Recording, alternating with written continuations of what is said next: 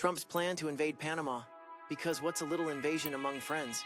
In the latest episode of Donald Trump Tries to Recreate the 19th Century, the Pentagon has been ordered to draft military options for taking control of the Panama Canal. Yes, you heard that right. Trump, a man who struggles to navigate a glass of water with one hand, has decided that America needs to take back the canal, despite the minor inconvenience of, well, international law.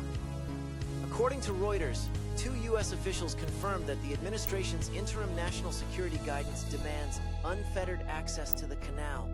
What exactly that means is anyone's guess, but in Trump's world, where facts are optional and paranoia is policy, it likely involves tanks rolling through Panama City. The justification? Trump insists, without a shred of evidence, that China controls the canal and could use it to undermine American interests. Of course, Panama has repeatedly stated, publicly, loudly, and with visible exasperation, that the canal is fully managed by Panamanians. But why let reality get in the way of a good military fantasy? The canal, completed by the U.S. in the early 20th century and handed over to Panama in 1999, remains one of the world's most critical trade routes.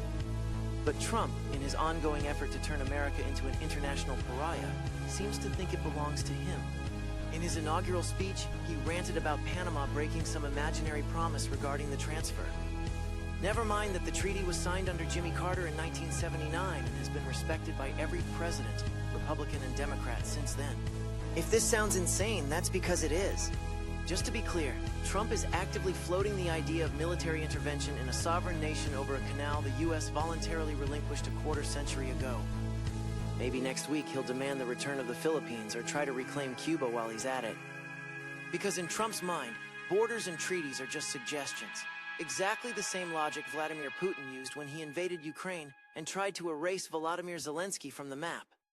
The Pentagon, for its part, has remained silent, likely busy drafting responses that explain why invading a close ally over a non-existent issue is, perhaps, a bad idea. But this is Trump's America, where bad idea is just another way of saying Monday. The real question is, are Republicans in Congress going to let this lunacy slide, or will they finally grow a spine? Because if the answer is the former, we might all want to brush up on our history, specifically how democracies collapse when reckless leaders decide borders and treaties are just suggestions. Call your senators.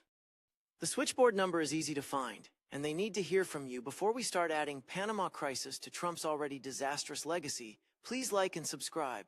Why don't you leave a comment, maybe watch another video, or share this with a friend? The source: Trump's